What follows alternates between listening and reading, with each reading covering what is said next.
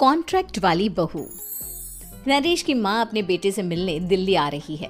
इस बात का पता चलते ही नरेश के दिल में हलचल मच जाती है। नरेश अपनी माँ के स्वागत की तैयारी में लग जाता है। साथ ही उसे डर भी सताने लगता है कि उसकी माँ कहीं अपनी पुरानी जिद पर फिर से बैठ ना जाए। हे भगवान, इस बार बचा लो, अगले साल पक्का माँ की जिद पूरी कर दूंगा। तभी दरवाजे की घंटी बजती है। नरेश दरवाजा खोलता है तो सामने अपने मकान मालिक को देखकर हैरान हो जाता है, क्योंकि उनके साथ एक सुंदर सी लड़की भी थी।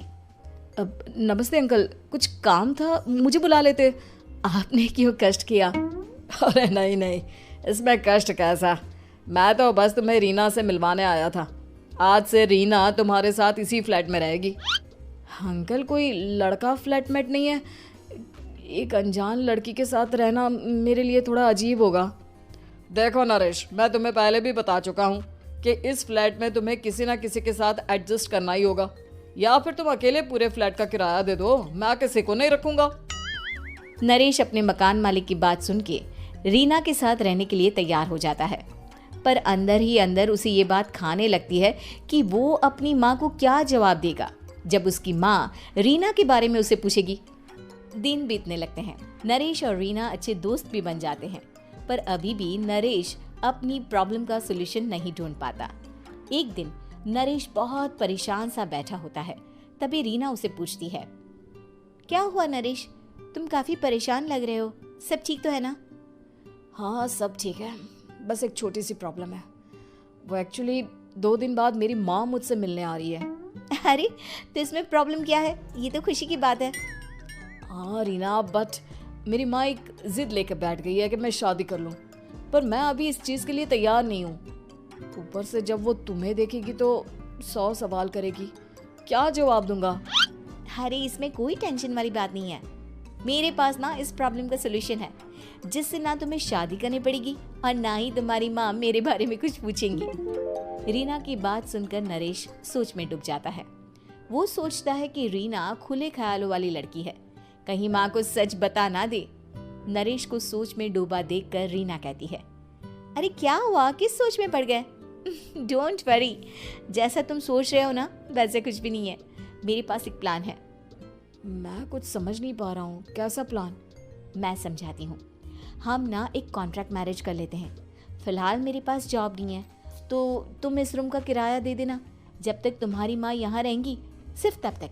और तुम अपनी माँ से कह देना कि मैं तुम्हारी पत्नी हूँ, इससे वो मेरे यहाँ रहने पर कोई सवाल भी नहीं करेंगी। अरे बात तुम्हारी ठीक है, पर माँ से झूठ बोलना, ना ना बाबा, मैं ये रिस्क नहीं ले सकता। कोई और आइडिया दो ना तुम। देखो मंजूर हो तो बोलो, वरना सच बता दो, मुझे कोई प्रॉब्लम नहीं है। रीना की बात सुनकर नरेश सोच में डूब जाता है। बहुत सोचने के बाद जब उसे कोई रास्ता नहीं मिलता तो वो रीना के बताए हुए रास्ते पर चलने के लिए तैयार हो जाता है। वो रीना से बात करता है और अपनी माँ की पसंद और नापसंद के बारे में बताता है। रीना भी नरेश की सभी बातों को ध्यान से सुनती है ताकि कहीं उससे कोई गलती ना हो जाए। आखिर वो दिन भी आ जाता है जब नरेश की माँ उससे मिलने दिल्ली आ जाती है। नरेश अपनी माँ को फ्लैट पर लेकर जाता है। जैसे ही नरेश की माँ फ्लैट के अंदर जाती है, रीना उसके पैर छू लेती है। ये देखकर नरेश की माँ थोड़ी घबरा जाती है और नरेश से पूछती है, अरे बेटा नरेश, ये कौन है? माँ, ये आपकी बहू रीना है। माफी चाहता हूँ, सब कुछ इतनी जल्दी में हुआ कि आपको बता ही नहीं पाया, इसलिए सोचा कि क्यों ना आपको सरप्राइज दिया जाए। अरे बेटा, मैं तो बस तेरा घर बसा हुआ देखना चाहती थी। हाँ, बहुत अरमान थे अपनी इकलौते बेटी की शादी को लेकर, लेकिन कोई बात नहीं, शायद किस्मत को यही मंजूर होगा। ये कहते ही नरेश की माँ रीना को गले लगा लेती है। रीना बेटिया, मेरा बेटा ना थोड़ा नादान है, पर तुम काफी समझदार लगती हो और मैं जानती हूँ कि तुम इसका बहुत अच्छे से ध्यान रखोगी। माँ आप चिंता मत कीजिए, मैं सब संभाल लूंगी। नरेश की माँ अपने बहू और बेटे के साथ खुशी खुशी रहने लगती है। दिन बीतने लगते हैं। नरेश की माँ और रीना का रिश्ता बहुत मजबूत होता चला जाता है। वो दोनों सारा दिन एक साथ रहती और खूब बातें करती। इधर साथ रहते रहते नरेश और रीना भी एक दूसरे से प्यार करने लगते हैं। दोनों को इस बात का एहसास हो जाता है, फिर भी वो इस बात को छुपा कर ही रखते हैं। एक दिन नरेश की माँ और रीना शादी के बारे में बात करने लगते हैं। रीना बिटिया, ये तो नरेश ने मुझे बिना बताए शादी कर ली, वरना मैं तो अपनी इकलौती बेटी की शादी इतनी धूमधाम से करती कि सारी दुनिया देखती रह जाती। अच्छा माँ, आप ऐसा भी क्या करती नरेश और मेरी शादी में जो दुनिया देखती रह जाती? अरे बिटिया, एक माँ के अरमान तुम अभी नहीं समझोगी। मैं तो अपनी बहू को एक रानी की तरह लेकर आती और शादी भी बिल्कुल शाही अंदाज में करती, पर मेरे तो सारे अरमान ऐसे ही रह गए। खैर, मुझे तो अपने बेटे और बहू की खुशी चाहिए बस। ये कहते हुए नरेश की माँ की आंखों में आंसू आ जाते हैं। रीना भी ये सुनकर ख्यालों में खो जाती है, क्योंकि वो भी मन ही मन खुद को नरेश की पत्नी और उसकी माँ की बहू मानने लगी थी। शाम को जब नरेश ऑफिस से घर आता है तो रीना खुद को रोक नहीं पाती और नरेश के सामने उसकी माँ को अपने और नरेश के रिश्ते का सारा सच बता देती है। रीना की बात सुनकर नरेश की माँ दोनों से बहुत नाराज हो जाती है और घर वापस जाने की बात करने लगती है। तुम दोनों ने मुझसे सच छुपाकर बहुत ठेस पहुंचाई है मुझे। अब तुम लोगों के साथ नहीं रहना चाहती मैं, कल ही वापस चली जाऊंगी अपने घर।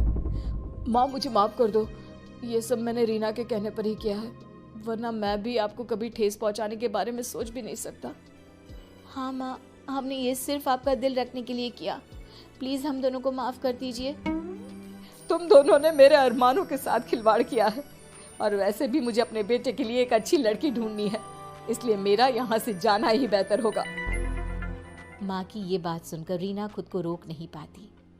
माँ, क्या मैं आपके घर की बहू बनने लायक नहीं हूँ? रीना की बात सुनकर नरेश हैरान रह जाता है। नरेश की माँ भी कुछ समझ नहीं पाती। मैं कुछ समझी नहीं, आखिर तुम कहना क्या चाहती हो? माँ, मैं वो नरेश से बहुत प्यार करती हूँ और साथ ही साथ मैं आपको भी अपनी माँ मान बैठी हूँ। आज जब आपकी बातें सुनी तो खुद को रोक नहीं पाई, इसलिए सारा सच आपको बता दिया। रीना की बात सुनकर नरेश की माँ की आंखों में आंसू आ जाते हैं और वो अपने बेटे नरेश और रीना को गले लगा लेती है। मेरे घर की बहू तो सिर्फ रीना बिटिया ही बनेगी। मैं आज ही तुम दोनों की शादी की तारीख निकलवा दूंगी, बस एक बार तुम्हारे घर वाले मान जाए। उसी दिन रीना के माता पिता भी उनके फ्लैट पर आ जाते हैं। दोनों परिवार आपस में बैठकर बातें करते हैं और शादी के लिए राजी हो जाते हैं। रीना भी कॉन्ट्रैक्ट फाड़ देती है और कहती है, सही मायने में मैं अब बहू बनूंगी, अब तक तो सिर्फ कॉन्ट्रैक्ट वाली बहू थी।